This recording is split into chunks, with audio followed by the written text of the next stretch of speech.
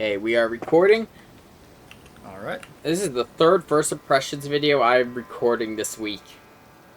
I did Final Fantasy 14 stuff with PK 2 days ago. But yeah, today we're talking about Shadow of the Erdtree with a special guest. Hello. Am I introducing myself or are you introducing me? You.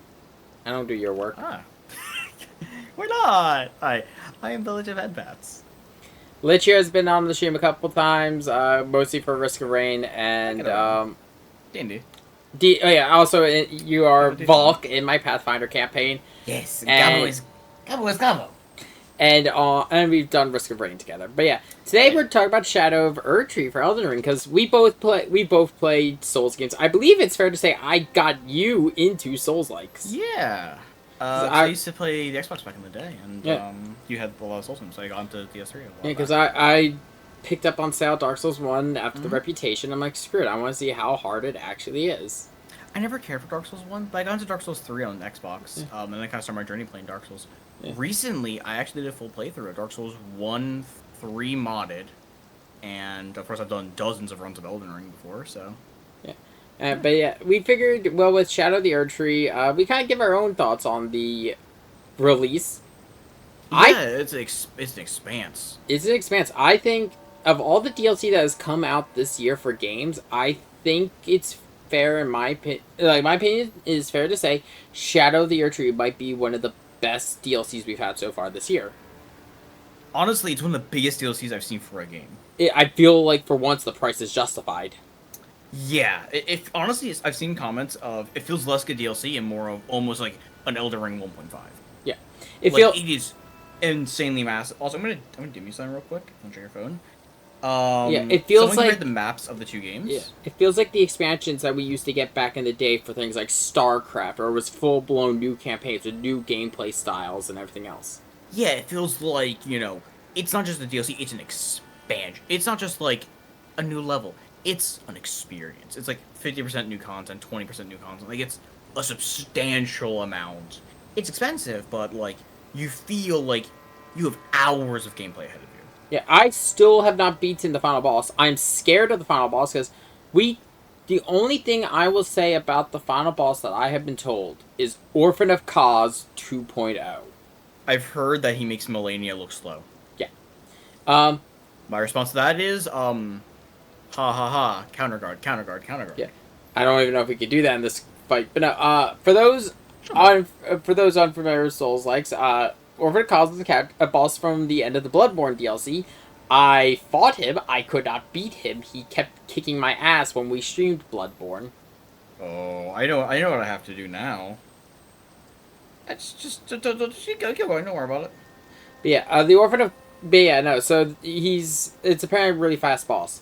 But it's fair to say... Fast and aggressive. Yeah, Shadow of Erdtree is currently, at least last I checked, still sitting at mixed reviews on Steam. I'll check for you, actually. Yeah. A lot of those reviews have been based on two things. It has been based on a lot of people going... Okay, there were some graphical settings, like, some people... There's some legitimate to high performance issues on PC. Yeah. I completely get. I get that. FromSoft has kind of always had that issue going on, though. Yeah. A lot of the negatives right now are frame rate issues. Yeah. A whole lot of them. Yeah, but no, which is, in all honesty... I know I've been playing at consistent 60 FPS. And, like, hell, even this stream right now is at this recording right now is at 60 FPS. And I think it looks beautiful right now on my recording. But, I could get that. That's always been a thing with FromSoft. That's not really anything new. But there was also a lot of people complaining about the difficulty of Shadow of Erdtree. Yeah, especially the bosses. The bosses. And a couple of the people I saw complaining, a couple of them I saw their builds on streams and videos and stuff. A lot of them are katana users, a lot of them are old bleed builds, or, some of the old things got nerfed over the time. Old meta builds. A lot of people don't realize, if you stopped playing and you didn't play the past few patches, bleed got nerfed heavily, especially before release. Bleed had a massive nerf. Did it? Yeah. I saw it reported that it was nerfed. I know a lot of weapon arsenals got nerfed, like things like Transient Moonlight from Moonveil got massively nerfed right before the DLC, like the day before the DLC came Yeah. out. Like there was a fairly substantial balance pass right before the DLC came out, and a lot of weapon arts got nerfed. Yeah, and it's a lot of like the ones that were considered meta. Not all of them. So weirdly enough, there's one weapon that was meta and is still meta. Corpse. No, Blasphemous Blade was not nerfed. Yeah. At all. But, you know, so talk about the things that honestly, while this is also first impressions, we're also kind of going to give some maybe tips to try, at least in our own experience that we've picked up so far, as I think it's safe to say while we're not amazing at Souls-likes, we've been through the ringer. We're not the best, but we've been through the ringer. Like I said, I've played through base game Elden Ring, mostly modded. I've played through it around 15 or so times. Yeah. Start to end. One thing we've noticed going into Shadow as compared to normal, armor feels like it actually somewhat matters now, especially the elemental resistances. Oh yeah, a whole lot. Yeah, because one thing that they did introduce in this version of the game, as compared to the original, was the blessing system. An issue from soft games have always had with the DLC is that eventually there are soft caps where stats don't go up any higher. And they always had to build the DLC around that, because you could keep leveling up, but then you're not going to be growing, so they could make these bosses incredibly hard, but there was no way for the players to match up to any difficult scale boss. up with them. Yeah. So in Elden Ring, they introduced the blessing system. There are 2 blessings in the Realm of Shadow. This effect only works in the Realm of Shadow. Once you go back to the Lands Between, you revert to original stats. 1 affects the player, 1 affects the summons and torrent. And I honestly like it. It's a nice system. Yeah, it lets you, as they put it gives you Sekiro style like sailing as you fight bosses. Yeah. You get more powerful without you just having to level. Yeah, it makes it feel like more like the stats now are mostly just for equipment. Like, I want to use this weapon. Now, granted, having good stat balance on top of the blessing does help a lot. Yeah. It gives you, like, it feels more like an added kind of multiplier to whatever you're already doing. So if you already have a lot of, like, pretty heavy armor on and a fairly strong weapon or whatever with your stats kind of scaled to it, it'll make it even better. The thing I know with the blessing, though, your base stats matter. Like, your base poise, your base armor value, which is why I said I feel like the talisman shield, like, not the shields, the talismans for elemental resistance feel like they matter a whole lot more. Mm-hmm. I've been pretty consistently using one of them. Another big thing, actually, about the shards, the fragments, is that their defensive increases are a lot more powerful than you probably realize. Yeah. I know someone who's running both Scar Seals and a Scorpion Charm, and they were in positive armor with, like, light-ish armor on. Hell. Yeah, actually... Fragments. Yeah. Yeah, it's crazy. Yeah. With the weapons, I will say, try some of the new weapons. Some of them actually are really... Some of them are really cool. Some of them are really cool, behave really weirdly, and are a lot more powerful than you think. The one I've been trying since I started the DLC and has been consistently in my inventory has been backhand blades. I would use them, but I don't have the dex for that. Yeah. The nice thing about that was the funny thing though. I had just enough dex to use the standard backhand blades, but what I did was I immediately threw the heavy infusion on it, giving up the dex modifier, but it went from a C, if I remember correctly, in strength to an A. Mm-hmm. How early in the DLC is the first backhand blade? Right by the entrance by the first furnace giant. There's a spot to the right with like a bunch of the shadow peasants, and you can find it there. I don't know if I picked it up. I might have. It isn't how I ran past it, though. If you're willing to grind out some backhand blades from the Misbegotten, I think they were. Is that the ones that the ones with horns? Yes. No, those are actually omens. Omens, yes. I forgot what they were called. Misbegotten are like the demi-humans, the ones with like, you know... Right, yeah. Omens are the ones with horns, like the one guy you find throughout the DLC is an omen. Yeah. So the omen, there's a set of omens that are sprinkled throughout the DLC. One is right by the first site of grace when you enter the DLC. And it's funny. He's actually a red herring. FromSoft marketed him so heavily, everyone thought he was a boss. He's just a normal enemy. It's just a normal fucking enemy, and everyone thought it was a boss. Mm-hmm. It's a very FromSoft thing to do. Yeah, it's a very fast enemy, which brings it to a point. Shields. Yes, the DLC is extremely fast, and one thing I realized after like my first couple hours playing the game is that honestly a lot of things will outpace you in terms of speed. What I ended up doing was I grabbed a great shield and I used the very fun and very lovely counterattack system that Elden Ring has. Yeah. When you block an attack, you can, power attack back for some pretty substantial damage. And yeah, no, I've been doing that too. I took my great shield, I threw on the no skill modifier so I could use my great sword's new Savage Lion Claw ability. Mm-hmm. I haven't come across that just yet. It's in the first area. It's in the far west. I must have walked past it. Yeah. It's kind of tucked away on like the cliffside by the Furnace Giant. A lot of stuff is around that Furnace Giant. Speaking of Furnace Giants, that's another thing I think I've been seeing a couple of people complain about. Honestly, I don't like them very much. They're really punishing and really annoying to fight. I agree. Though I will say, you know what? I am not surprised. Guess what I fucking found 2 of in this DLC, and I knew they were going to be there. Sombers or unadulterated tree spirits. I have not found any yet, and I'm glad. I am happy I haven't. I have only seen 2. One I couldn't even pick the fight with. I think it was just there as environmental, but I could lock on, so I think I could kill it. It's just the amount of time it would take to kill it. Yeah. Yeah. But, they do exist in the DLC. We knew they were going to be there, though. I swear that Miyazaki... Everywhere. We can't get away from them. Yeah, they're not as bad, though, because they're not... They don't have as much health, I've noticed. But that also might be because my blessing was so high. How much health? Sorry? The tree spirit. Yeah, fair. Yeah, I think it was just that my damage was outpacing it. Also, there's a new there's like 3 new dragon incantations. Yeah, I saw them on the, I was looking at them on the wiki the other day. Ghost Flame.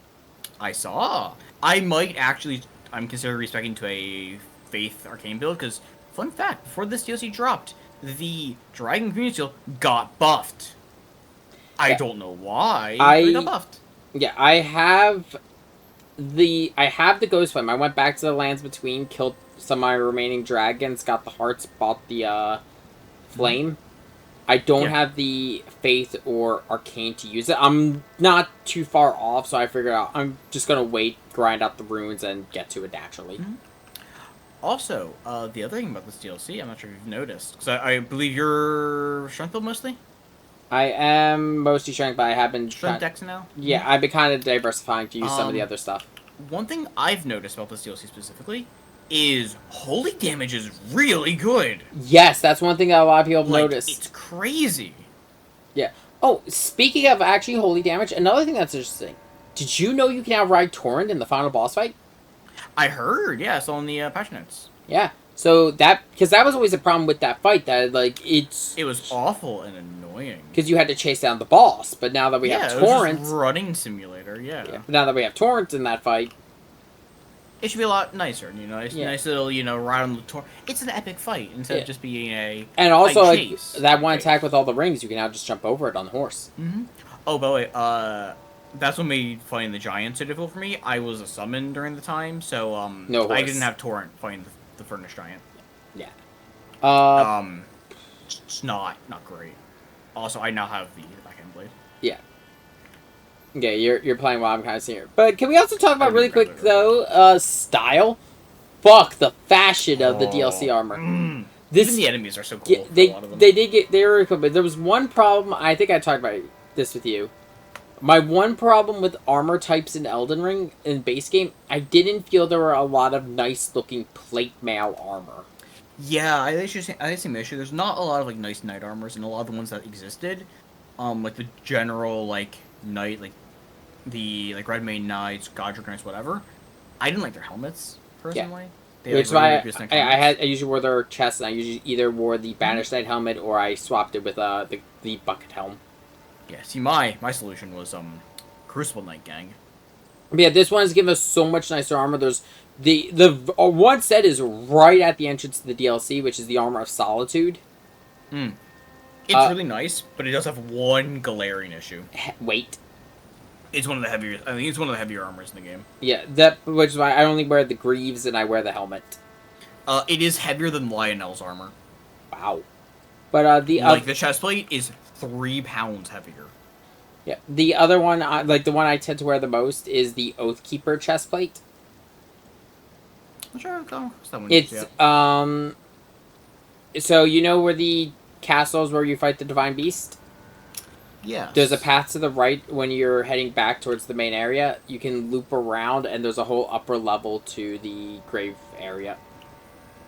Okay. Which, that brings us to talk about the map. Oh my god, this map, it's layered. It's not even that it's just huge, it's layered. Because a lot of Elden Ring is very flat. Like, there's, tunnels and stuff that we go into, but it all is usually just like a flat landscape. For the most part. Yeah, the Realm of Shadows is stacked on top of each other. Like, if you were to check the map for where I'm sitting right now, there are 2 Site of Graces right on top of each other. Slightly to the left is one on the upper level, and then there's the one I'm at on the lower level.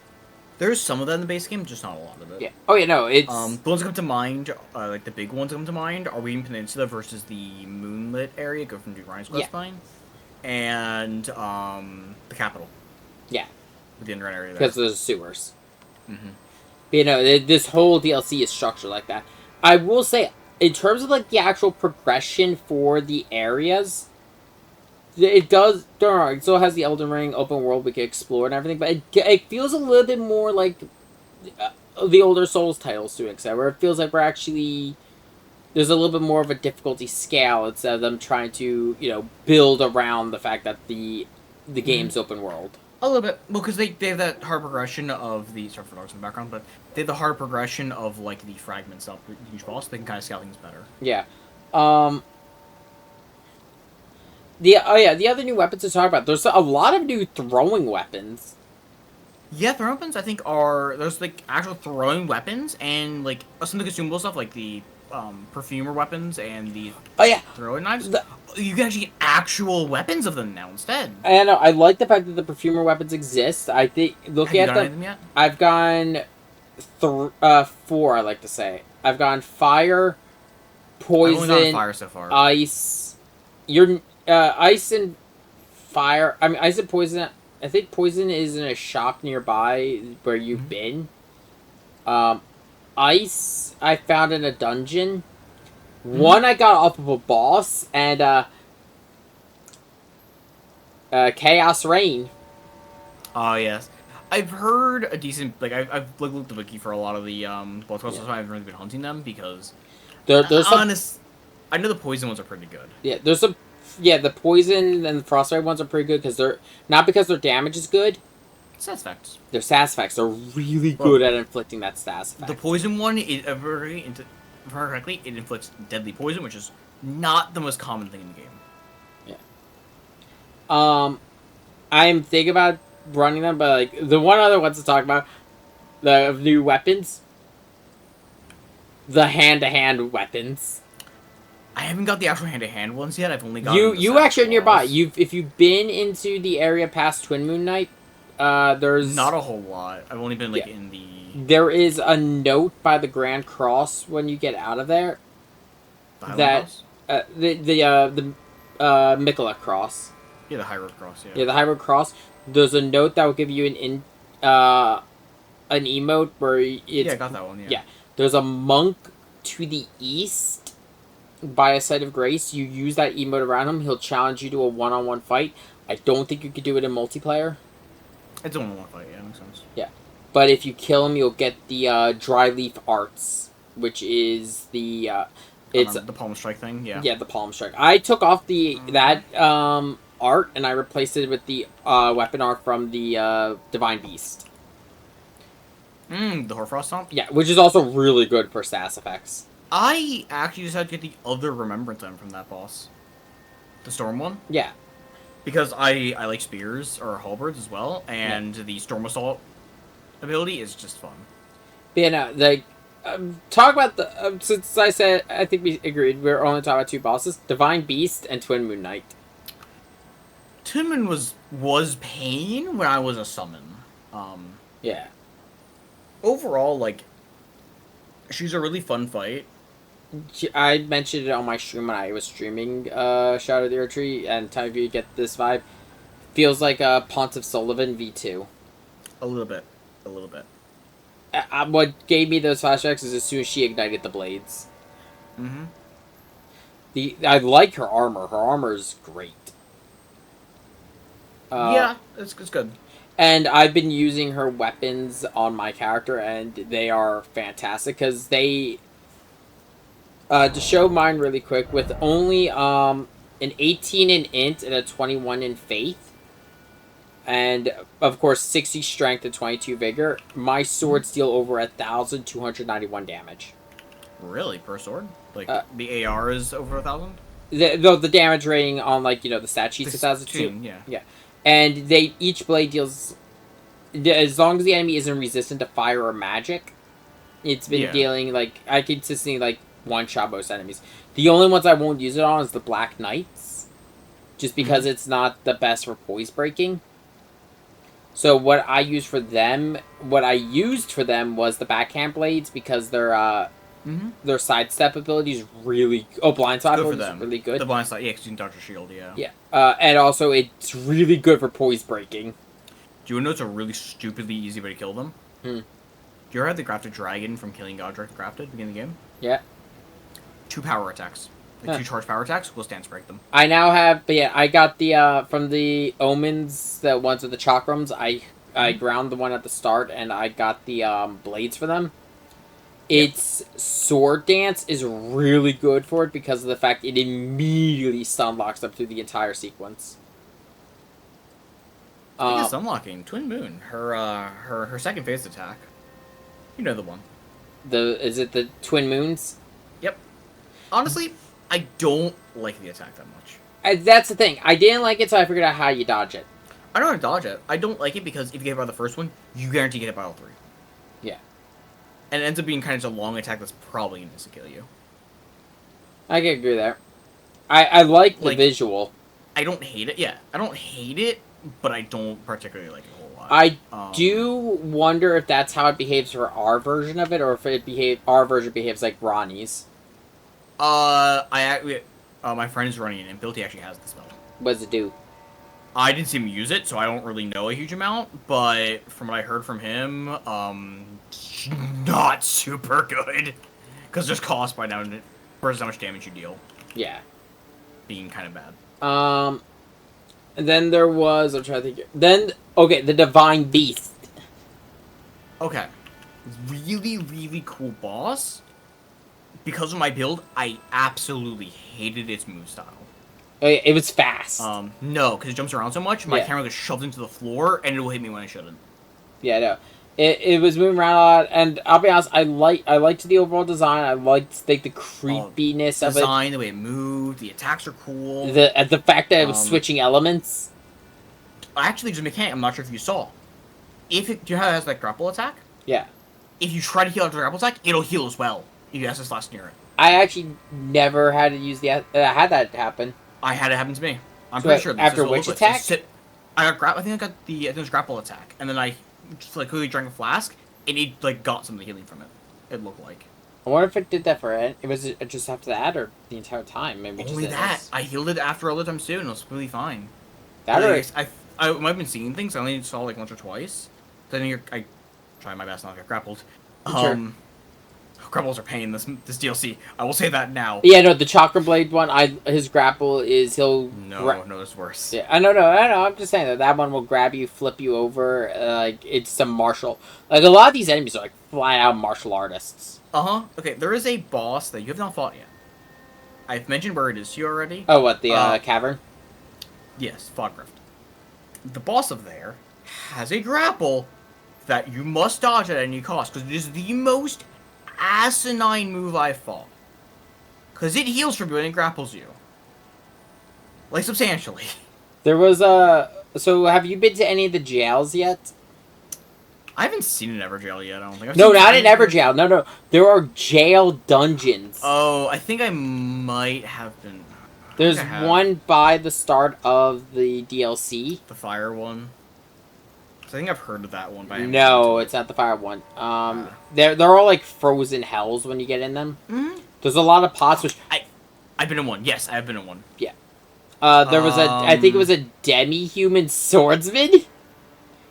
Yes, the little Yoda man. Yeah, yes. like I opened. I'm like, okay, where's that? I just get stabbed immediately. I'm like, what the? Yeah, fuck? I was a summon for that fight, and when I came in, my friend got nothing personnel kit, just instantly attacked. Yeah, he is a fast motherfucker. Mm-hmm.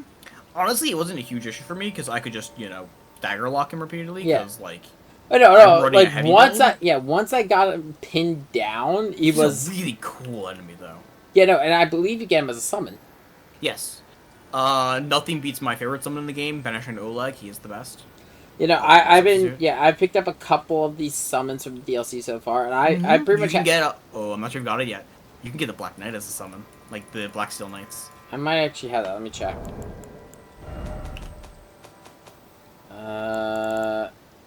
I've got the Golem summon. That's the headless demi. I've got Demi-Human Swordsman Yosh, which is the one we were just talking about. Cursed Blade Mira, which is one of the Amura, which is the omens we've been talking about. Yeah.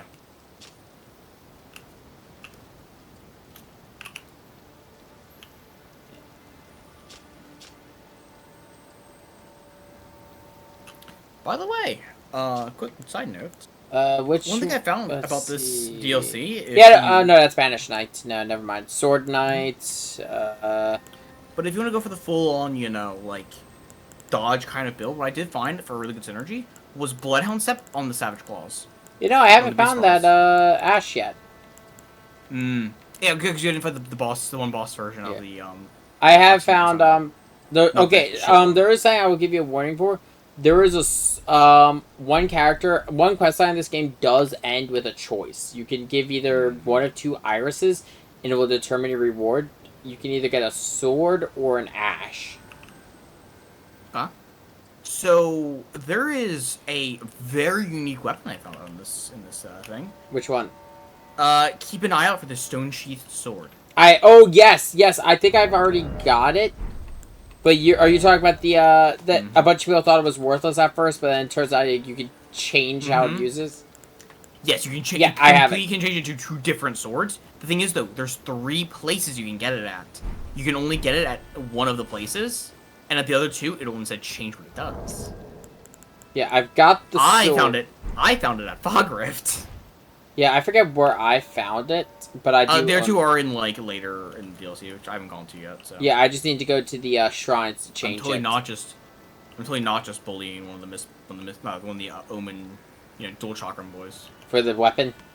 Yeah, I want to try. Yeah, okay. So the weapons requirements are Strength 99 and Dex 22, but it also what 9. I heard 99. No, that's strength. For a second. Yeah, it's got. I was like, excuse me. It's got lower strength scaling than the backhand blades, but it also has a natural bleed buildup. Oh, by the way, I looked up for you. No, they did not nerf bleed. Oh, they did? I saw a lot of people saying they nerfed bleed. They might have nerfed a bleed Ash of War, but yeah, but no.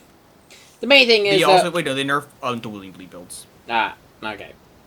But yeah, no, I will say it's fair to say going to this DLC is you will have to switch up your build.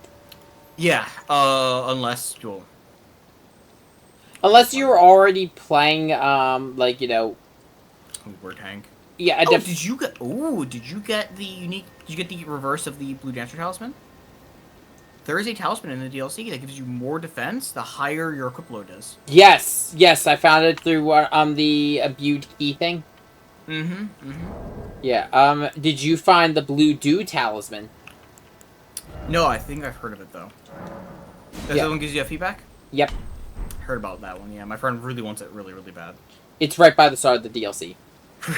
God damn, you walked right by it. Yeah. No. So if you go, it is going to be in the Church of Benediction, which is. Remember how I was telling you? There's a path to the right from the Nicholas Cross by the main gate cross. Yeah. Yeah, you go down there, you turn right when you're facing the way back to the main road. You loop around, you'll find Prospect Town, the Artist's Shack, the Another one? Yeah, there's another Artist's Shack, and the Church of That makes Benediction. 3 in the game. Yeah. There's also a bunch of things, like, I don't know if you could see any of them on your map yet, but there are areas that are just clearly exposed fingers. Yeah, when Roman DLC came out, I was looking at the wiki for some weapons, and I saw that there is, I saw one of the sorcery schools, and I went, oh no. Yeah, fingers are a sorcery school now. Mm-hmm. I could use the basic spell of it, the glintstone nail, and it's weird. That makes sense, yeah. But, I think I have the staff that boosts it, because I have enough to dip in for some, like, the basic sorceries for some damage stuff. For some range damage, yeah. Yeah. Those have some extra, magic range damage. I will say, though, things like Sacred Blade, like Ashes of War, like Range Ashes of War, have been really good in this DLC so far. Yeah, well, it's also because holy damage actually works. Oh, it's wonderful, yeah. Yeah, that's what I've been liking about Relina's Twin Blades, because the magic effect is Moonveil. So it's sword beams. Yeah. But the fire is a fire twister. I described the Twin Blades, her Twin Blades, as what sort of Knight and Fire wanted to be. Because right now, this build they picked is really good in Common and all that, but like, it ends up just being too much of an investment. No, you don't run it like a strength. You don't run a faith input because you can run that because there is a talisman like running incantation stuff that scales off of intent faith. So you can do it, but it kind of just ends up being Ash of War Common Azure, not really a weapon. It's just that's the dominant part of it. It's just that one piece. Whereas when it seems more balanced, like the actual fighting's good with it. Yeah, it's the other thing. Good. It's like what I meant is it's a heavy investment unless you're really going into the one of the two schools, and at that point you're choosing one of the two to focus on. Damage will scale differently. But then and even the abilities on the Twin Blades is just better because of the fact you aren't pinned in place as long with the Twin Blades because with the magic Ash because of the fact it's sword beams. You could you swing out a few and you could dodge out of it. The Common Azure one kind of pinned you in place for a little too long. The fire twister, the fire swipe with the other one didn't really cover anything behind you. The fire twister with the Twin Blades hits everything. It hits everything around you, and it is really good at poise breaking. Like I told you, I think it's a faster version of the Black Flame Whirlwind Ash of War. Just without the Black Flame effect. I'm gonna stand up really quick in game so I can just pull up my inventory. I found a few other weapons. There's also like a bunch of daggers. There's the Fire Knight's short sword, which is considered a dagger. Nice. Do you know what I haven't gotten yet that I've heard all around is really, really powerful? The Fire Knight greatsword. I got it. I need to spec into using it still. I've heard it's like ridiculously powerful. Yeah, I'm showing it on camera right now, but I also have the Smithstone throwing daggers, which Smith script throwing dagger, which is throwing daggers. This is the first time throwing blades have been a thing outside of like the knives and I love them. I love that's a thing. This martial is more of like a ranged option that's not a consumable, which I really appreciate. Yeah, I sure do hope the DLC gives love to archers too. Put the comic up on me now. Yep. I know for a fact they did it. Yeah. Have you tried the Ash of War on the solitary sword? Yes. I went back to the normal game to grab some stuff, and I used a fully upgraded Solitude Sword for a while. I have pretty good shot. I have 45 strength right now.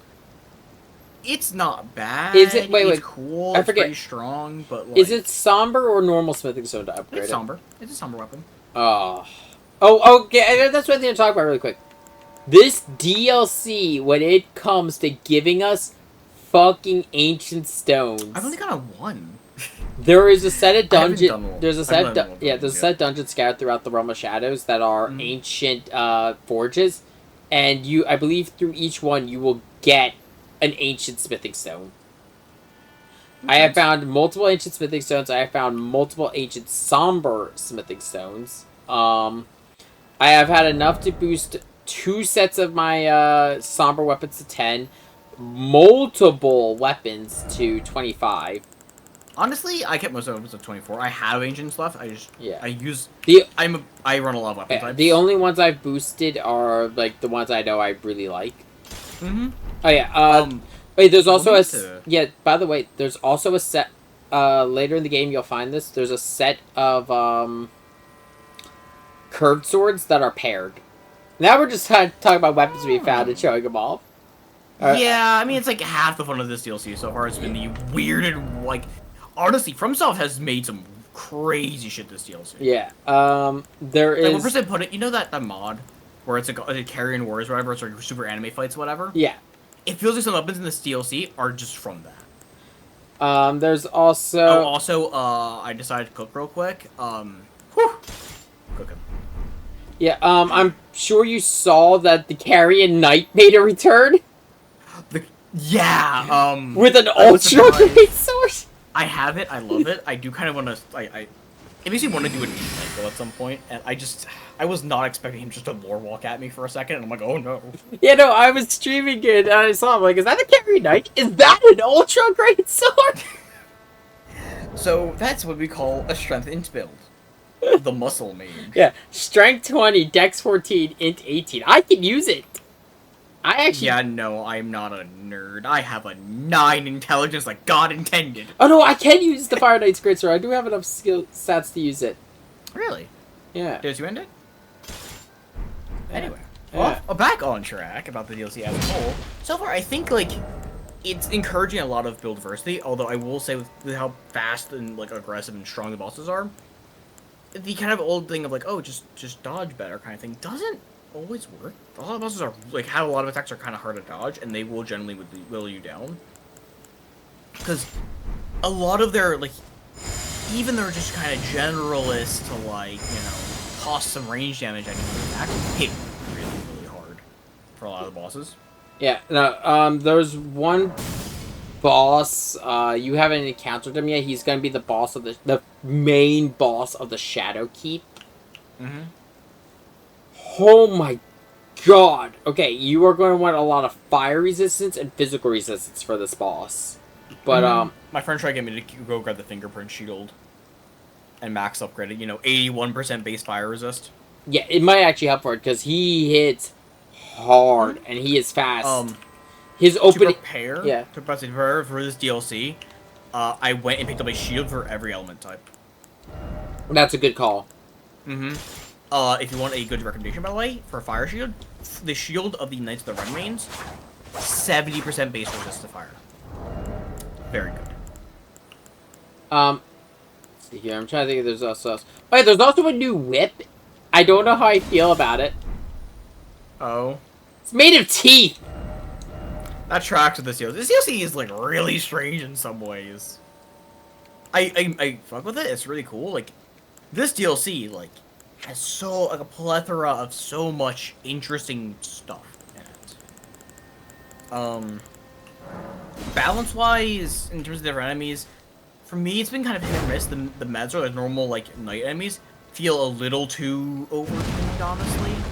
They're not awful, but they hit stupid. Like, I've had times where, like, I get stun-locked by them, because one will do, like, the foot stomp, and then their one will just smack me twice and I just die instantly. Yeah, no, it's a bit unavoidable, but generally things feel good. The bosses feel very fun to fight, with one exception. Which one is bothered? Rift Catacombs. I hate that boss with a passion. Which one was that? Fog Rift Catacombs. Oh. It's a knight. That can basically just like, oh, you get grappled full regen. Okay. There is one. I told you about it. It is quite possibly the most unique set of armor in this DLC. It's called the Rakshasa armor. I heard about this one, It's a blood red armor. Increased damage dealt to foes, but greatly increased damage taken. You can wear... Yeah, you can wear this. It's really good in that regard, but like you gotta be careful not to get hit. Do you know the new thing that goes along with the other sword that it gives? Yes, the Great Katana. Berserker's weapon used to endure enemies' attacks and reply for one's full fury. When attacking, the wielder is less likely to stagger from counterattacks, but will also take increased damage. And is that the one you're saying is like better? And not better. I'm just saying it's the older brother because I would say it's better. What's it called? Because the thing is, you have so much hyper armor that it's almost impossible to knock you out of that attack. Yeah, the reason I said it was Rivers of Blood's big brother, older sibling, is because of the fact it's another blood red blade. It's bigger, thicker, Rivers of Blood. Yeah. Also, have you got how many of the Great Katanas have you gotten yet? In terms of the Great Katanas I've got the standard Great Katana, the Dragon Hunter's Great Katana, and the Raksha's Great Katana. That's another one, the Dragon Slayer one. Overall, this DLC, it feels like they're giving us a lot of really cool things to play with. At the same time, giving us a lot of really cool and really intense bosses to fight. Yeah. And overall, like, one thing I really appreciate about this with the DLC is that the dungeons don't make me want to die anymore. Like, they're interesting to go through. They're not just time for a reskinned enemy and some imps. It feels like they're actually, you know, themed. They're themed. They're complex. They have more puzzles in them that aren't terrible. I will say the jails. There have been a lot of common enemies in the jails. Like you're going to see a lot of the frozen shadow people. Yeah, and I'm fine with if some and the what about the innards? Oh god, don't remind me of them. They're fucking disgusting. Yeah, I don't like it. I don't like it. I don't like it visually, but I kind of gotten really good at killing them. Yeah, no, they're fun to kill. I don't have an issue with killing them. It's just visual. They make you feel uncomfortable. Like they're so. Oh my god! I just tested. There's a set of shadow villagers near me. I staggered 3 of them at once with the new Ultra Sword. Which one? The one that the carrier knight drops. Ah, yeah. I might fuck around with that. I might boost it. I'm guessing it's a somber, so I might boost. Oh it. yeah, guaranteed. Guaranteed. Do you have the Did you ever get all the things for that? I have all the bells. Good. Yeah. Yeah. I was very happy I didn't journey to this character when I remember this was my first character I played Elden Ring. I'm so happy. Okay, I'm annoyed because of the fact that my first character I did journey to them. And it's not far enough in the game to, get into the DLC. They're not only not far enough into the game to get to the DLC, I also want to make sure I could rebuild them beforehand because the first character is back when everyone was still kind of learning how the game worked. I do believe there is one of the early into the game. There is a larval tier right by the entrance. Actually, I missed it. Somehow my friend got it. Though. Yeah, you know what? Before I end this, I'm actually going to show this off to people just so you don't miss it. First off, if you are having trouble, if you're having trouble with that omen at the very start of the game, which I don't know how I won't buy it. Yeah. It might be just the way you went because he's right by. If you go towards the town, that's visible. I went north. Yeah. I went towards the town. Yeah, you sidestepped him. It's on my recording. You could kind of see it just fucking around there. It will be staying there. If you're having trouble with that, get on torrent. You can outrun them. And there's no problem coming back later when you have the, to fight them. So, where is he from the first bonfire? Okay, are you at the... just give me a direction. I'm from the first, from the gravesite plane. East. Give me a direction. East. Thank you. I'm gonna beat his ass real quick. Yeah, I believe it is right here, I like to say. It glows blue at night. There will be a free larval tier. Which you can use to respec the character and get, better prepared for the DLC. Yeah, because honestly, once you get into the DLC and kind of get a feel for how things play, it's very possible you might expect to kind of adjust how the DLC. The DLC, a lot of the bosses honestly feel quite different than they did in the base game. Yeah. Like I said, they're a lot more aggressive. They're a lot faster. Full Moon is twin moon rather. Oof. Honestly, I only was able to like throw hands with her because I had blast and skill.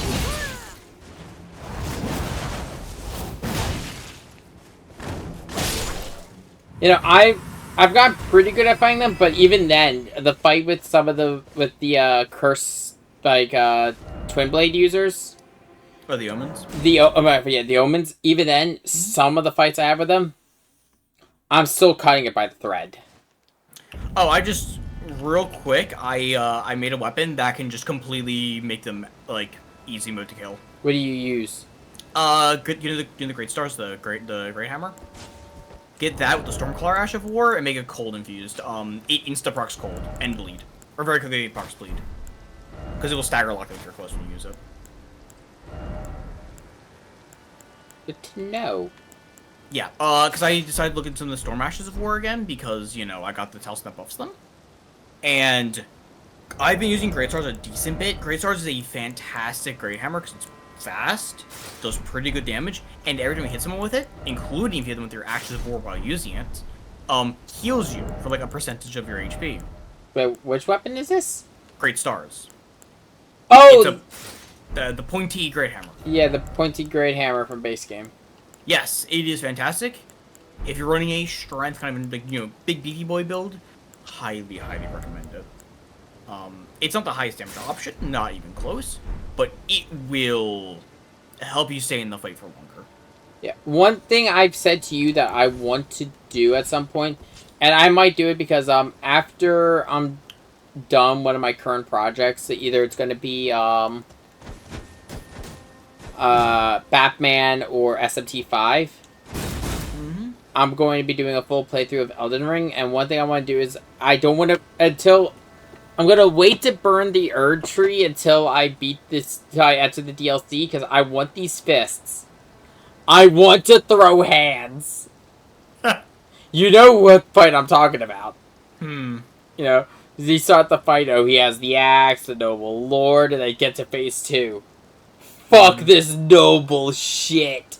I love that. If you think about the symbolism of that, is him, you know, him killing the lion for the phase 2. Yeah. Is him, you know, ripping apart the noble part of himself and just going back to being what made him the Elden Lord, just being the beefy man who will throw hands with you. And it's one of the best fights in the base game.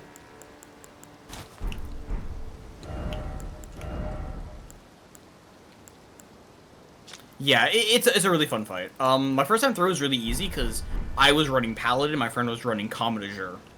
Yeah, I will say there's some armor in this. You know what it really feels like it's from? Have you found the Gravekeeper bird armor? Yeah, some of it. It feels. You know what it feels like it's from? Bloodborne. Yeah, I've heard a lot of people say this DLC has Bloodborne. I've heard a lot of people say this DLC has Sekiro vibes. Yeah, it does. Aesthetically Sekiro. Well, vibes. Speaking of Bloodborne, I will give people the warning for this. I figured out how to kill them, but to anyone who has played Bloodborne, you know of the Winter Lanterns. The Winter Lanterns, because I know you didn't play Bloodborne, were these really hard to kill enemies that if they even saw you, just started inflicting madness. Like there was no tomorrow. Oh god, I hate that. They do the same thing in this, except they're worse. They can teleport now. And they're immortal. Except at one point where they are vulnerable. As they are inflicting madness on you, they are walking towards you, trying to poke you with their canes. If you parry them right before they get to you, you can kill them. Good to know. So I hope you're... Also, thing of note, that if you kill the first Furnace Giant, when you first enter the game, the DLC, take a little bit, build up your things before you challenge them. They are fights. What, the Furnace golems? I don't like them, honestly. They're just really annoying to fight. Stagger break them. Stagger break them. So for one of them is deflecting hard tier. If you put it in, there is damage negation and guard poise will be heightened in the moment immediately after assuming a guarding stance. So essentially, if you have that tier on, the game gets a perfect guard mechanic. I wonder if the Talisman does that too, because I feel like it'd be a really neat thing to have constantly. Yeah. Because I mean, like shields have always felt kind of mid in Souls games, I think. Because like, you know, you could just dodge instead, kind of thing. Yeah.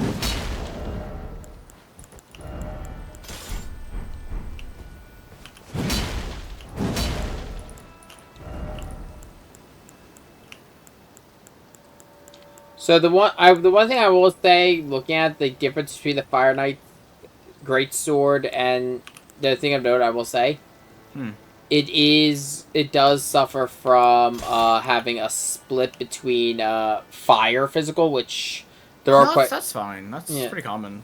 Like, for a weapon to have a split scaling, like, if it's gonna have an elemental damage effect, it's gonna be splitting physical usually. Yeah. Mind you, can I say what I feel the Moonthril's Night Sword feels like a better version of? It feels like a better statted version of the Royal.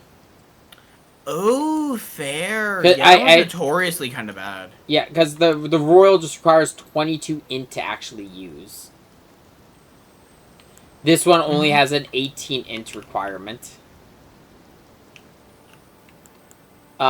Dark Moon, to be honest, Dark Moon, I wouldn't compare it to Dark Moon because of the fact Dark Moon is more designed for, more full caster thing. Yeah.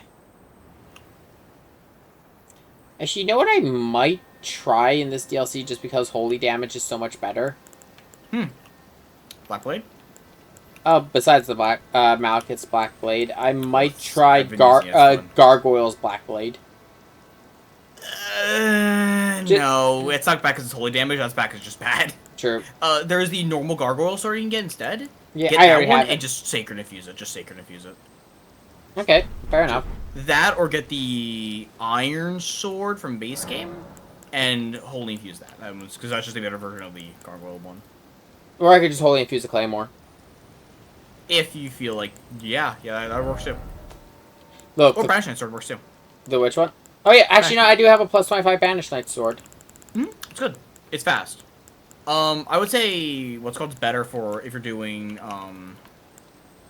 gargoyle or iron is better for doing Ash of War shenanigans because they have our base damage, whereas the the gargoyles is a better generalist weapon. Do I not have? Oh, I don't think I have the. It says I don't think I have the stone on this character to infuse sacred. What is wrong with you? I don't. I think I just completely forgot to pick it up. I know my fists are cold infused because that's disgusting. Well, it's because of the fact I went with cold infused on my fist weapons just because of the fact they got the frost stomp. That's okay. That's fair. Honestly, I'm considering switching to Faith Arcane and grabbing the Beast Claws and blood infusing them. I actually blood infused my backhand blades. That tracks, yeah. Actually, you know what? I just realized something. Let me see something. We are just, you know, barely off topic right now. Who cares? Fair enough. Yeah. Okay. Yeah. No. So my backhand blades have less physical damage than the ones from the drop. Yeah. But they do. But they inflict more bleed. But yeah, the Deadly Dance art is really good. But yeah. No. So final verdict though. Fantastic DLC. Fantastic DLC. I think people need to just understand, and to be honest, this has been an issue with I think a couple of gamers. The idea of your builds might not work. You will have to adjust. Yeah, this entire DLC feels like a middle finger to the previous meta. Yeah, and this, to be honest, a similar issue was happening in the last FromSoft game that came out after Elden Ring. Armored Core 6 had a lot of people saying, like, why isn't my mech build working throughout the entire game? When the whole point of Armored Core is build your machine for the mission. Yeah, tracks. This to get you to play with more things. You leave a huge sandbox, play with it. Yeah, don't just use your 2 katanas. Yeah. Cold Uchi in the left and, you know, Rivers on the right. You know why that pair is so strong, right? Because doesn't Rivers deal fire damage? It does. Yeah, so you would inflict frostbite with the one blade, then switch to yeah. Mm-hmm. Yeah, that when switch you just have dual-handed. And I think it's safe to say that that's like the most famous build of Elden Ring because of one thing above all. Let me solve her. Yeah, it got nerfed actually because of the whole like nerfing status effect builds with dual-wielding. Also, by the way, one other thing to note, there was also a throwable item, new helmet. We no longer have just the jar for Let Me Solo Her. Have you found jar armor? The Great Jar? I have not. It's in one of the jails. It's in the one in the first area. It's the Great Jar. It is just a bigger jar helmet. God damn it. It's great. Love that. It's great. But yeah, I'm looking forward to finishing this DLC, though I have a feeling, I have a very sneaking suspicion that this DLC's final boss for me is going to end up like Bloodborne. Fair. Honestly, I'm just getting to, as I play, I'm making a more and more atrocious build, and just kind of, looking at the balancing of the game going, no, I don't think I will. I'm trying different things. The only bosses I'm at right now that I'm having trouble beating is there's a dragon on top of the mountain, and he's really fucking hard for me. I think I've heard of that one because of I think I saw the spell it gives. Yeah, I kind of want to go fight it, to go get it. If you go fight it, let me know, because of the fact I legitimately need help. Okay. I will probably wait till like a stream to do that, because like I said, I'm not playing the game really. I'm not really like playing the DLC too much off stream. The other one is the big boss to the far south. It's related to a quest line. Okay, I can say this quest line because we knew this was going to be coming up because we knew Mikola was here. Yeah. Satriana. Oh yeah, or like so even for the DLC like reveal, but we're suspecting the DLC what has anything with Satriana because she's mentioned in base game, but not very much. And every time she's mentioned, it's always mentioned in conjunction with Mikola, yeah. So, yeah, that happened. Okay, can we talk about the one elephant in the room?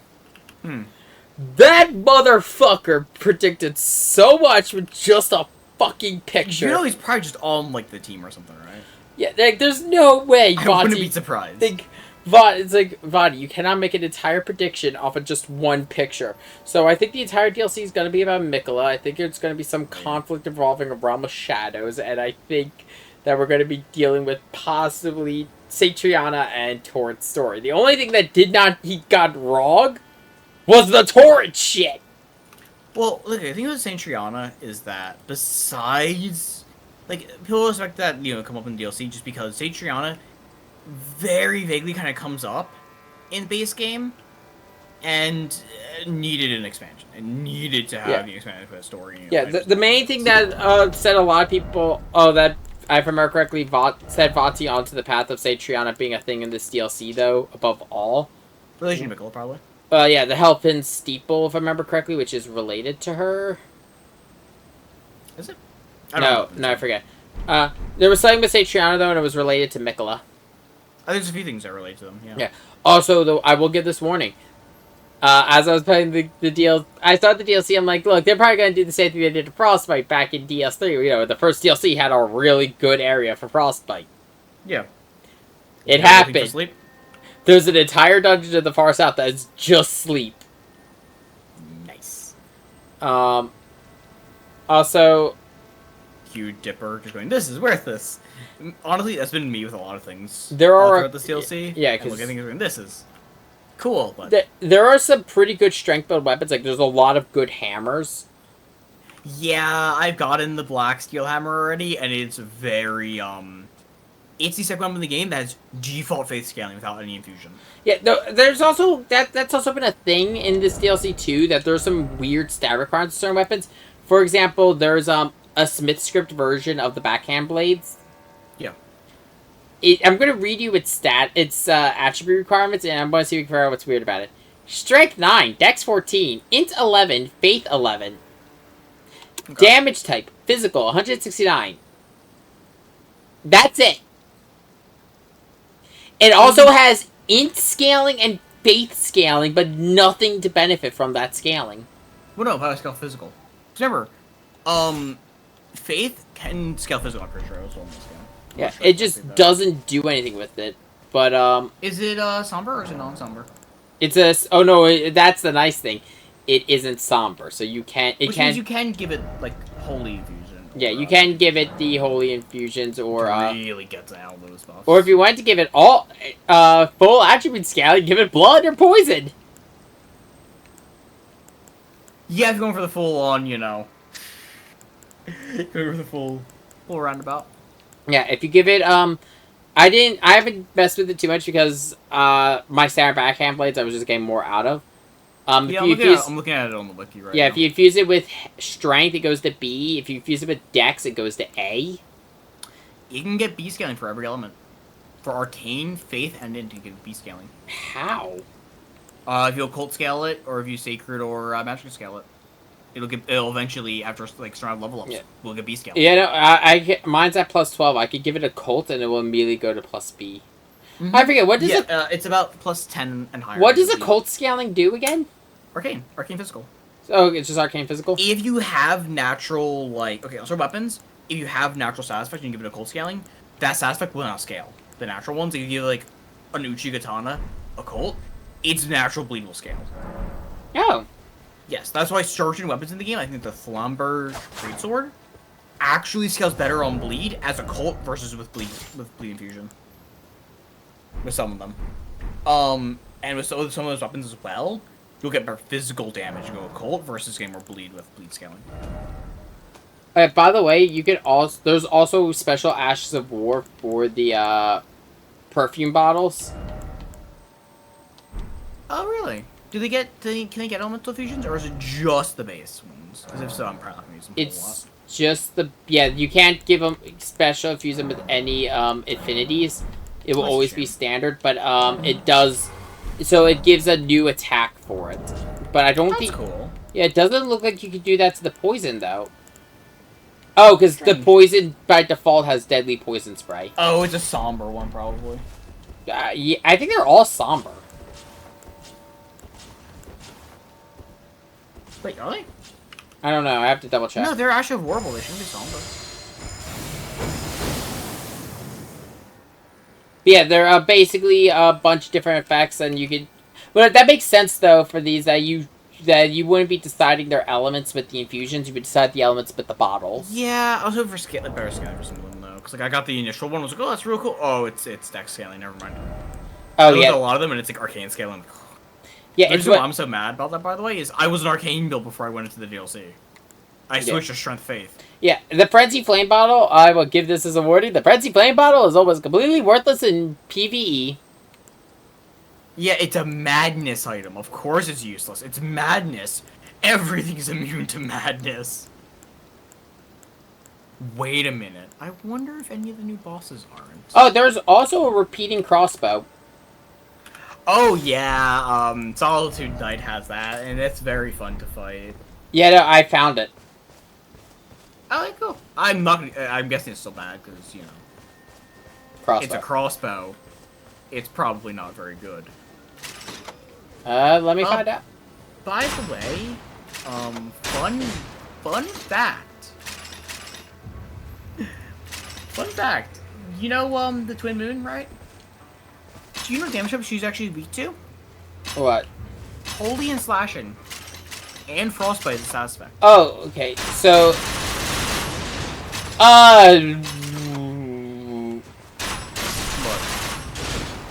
the repeating crossbow might be really good for status effect application. Yeah, to use whatever. I'm guessing does it use multiple arrows, or does it just use one? Let me find out. Let me check. If it does use multiple, get random arrows, the actual work of bows. Yeah. It's probably better. It also reloads fairly fast. Mm-hmm. Okay, so stat effects for bows, right? You're talking about probably primarily rod, right? That's the big one. The issue with rod arrows is that they are the worst thing in the game to make. Yeah, because they require the one item that's like Aeonia butterflies. They are not buyable, and they are limited, unless you want to go grind a specific enemy for them. And they're a really low drop rate, except from pests. And even then, they're a low drop rate from everything, but, you know. Yeah, so yeah, no, again, final thoughts before we get off topic again. Wonderful DLC. Wonderful DLC. the challenge. Get good. Well, rethink your build. Expand your horizons. Yeah, rethink your build. Try the new weapons. Try the new armor. Because honestly, like, in some cases, definitely get good is definitely the kind of the thing you gotta go for. But with some things, like, especially with all bosses and thing in the CLC, get good isn't the best answer for it. A lot of times it's, if you're just going back in the game after not playing for a while, look into your build a bit more, rethink it.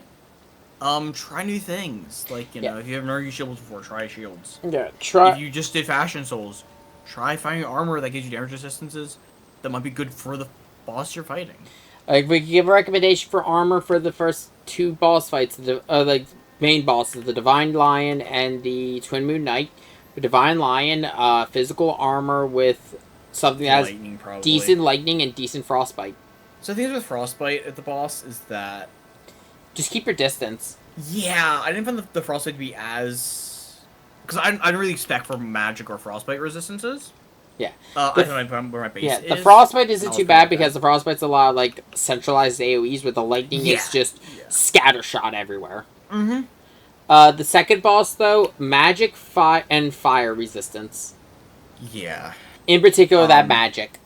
Which helps that, nearby the second boss, like, I believe right by the entrance to the castle, you can find, the +3 Spelldrake Talisman Great Shield, which will boost magic damage negation by the utmost.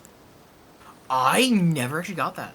Yeah, it's useful. To give you an idea, my current build and equipment, I have a 50, with my blessing, I'm at 50.650, magic resistance. It is a full, like, if I was to wear the... It's not as good as the standard, I think. Because, like, the standard give me a +7. Oh, 57%. Wait, which one are you talking about? For damage negation. The Spelldrake standard is 57, but the Spelldrake +3 is 61. It is more. It's more. The base one's 13%, the newest one is 22%. Yeah. There's also, I believe, +3 versions of the various Amber medallions. There is, as I said, the blue Blessed Dew Talisman, which is really useful for people who are low mind builds. There's also +1 variant. A full caster, even. Yeah. Like, if you're doing like Ashes of War, getting that a little bit back, actually would be really useful. Yeah, there's also +1 to the Cerulean and Crimson Seed talismans, and there's also finally an heirloom for Arcane. Oh, okay. Actually, oh yeah, there's also the so you know the clarifying horn charm that does raise focus? Yeah, there's a better one of that. There's a +2 variant that now I go from having 264 focus to 444. Yeah, but it's focus. True. You know what focus is for, right? Spells. What is it? I'm pretty sure it's focuses resistance to sleep, I think. Maybe madness as well. Yeah, but it's also focus, if I remember. Actually, yeah, it's focus resistance. I'm thinking focus as like FP, but no. No, because it's focus points. It's mine and focus. It's mine and FP. Yeah. Yeah, focus is a status effect. That's why it's not super. Yeah, good. it's useful for that one dungeon in this game. I don't know if there's any other place with it, but there's also a Stalwart Horn Charm +2. An Ailment Talisman that I don't really get its point. Raises the resistance to the last ailment suffered. That's really good, actually. It's really good. If an enemy is inflicting the same stat effect over and over again, that will give you resistance. It's helpful against bleed. Frostbite, even, I'd say. True. Frostbite or bleed, yeah. There's also one I found from a questline. It's called Beloved Stardust. Shortens casting speed for sorcery and incantations by the utmost, but you increase your damage taken. My friend saw that and he really wants it. Same person who's running, like, usually running both Scar Seals and Scorpion Talisman. There's also there's also the Relina's cameo that you've probably found in the castle. Enhances attacks executed after maintaining the same stance, which does benefit her weapons. I think it's somewhere in the area of 15%, because when we filmed the Discord, one of the turns I'm in was talking about mathing out and stuff like that. Yeah. This is pretty good. Yeah, Shatter Sword Talisman, which is specifically focused on kicking and stomping. And Smithing Talisman, which is weapon throwing attacks. There is also the Enraged Divine Beast Talisman, which boosts the potency of Storm Ashes of War. Yeah. Or it increases the power of storms. Not necessarily Ashes of War, but you know. Yeah. The Crusade Insignia, which is raises attack power after defeating an enemy. Ah, yes, the Grinding Talisman. Yeah, pretty much. Yeah, overall, though, this DLC is really good. There's a lot of new talismans, a lot of new weapons. Experiment around.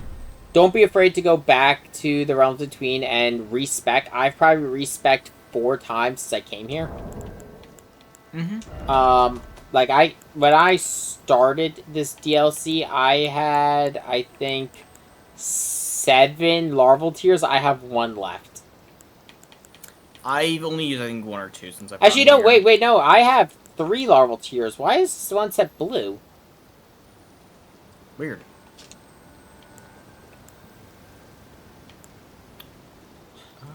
Oh, I know why. Because one is a mimic, where the other isn't. Strange. Yeah, this one I think is the one I got from the DLC. An exceptionally rare creature that emerges from spirit graves. So yeah, I think the DLC added a new set of larval tiers that actually can now stack up to 99 also. Well, I'm pretty sure larval tiers in base game are limited. I don't think they drop for anything, do they? Yeah. No, there's a couple knights that drop it. Do they respawn? Yes, I don't remember the drop response though, because I know there was one who dropped it. I just forget if he drops it again if you kill him. I'm looking at him now.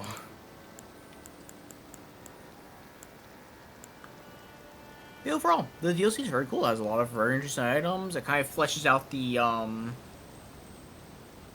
like pools, like for items and all that stuff more. The new weapon types are fantastic and really cool. Yeah.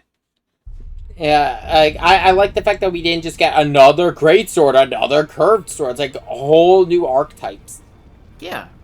And I hope to see, knowing FromSoft, we'll probably see them expanded in later games. Which, I say later games because we know this is the only Elden Ring DLC we'll be getting. Which, you know what? I think it's a fine finale for Elden Ring.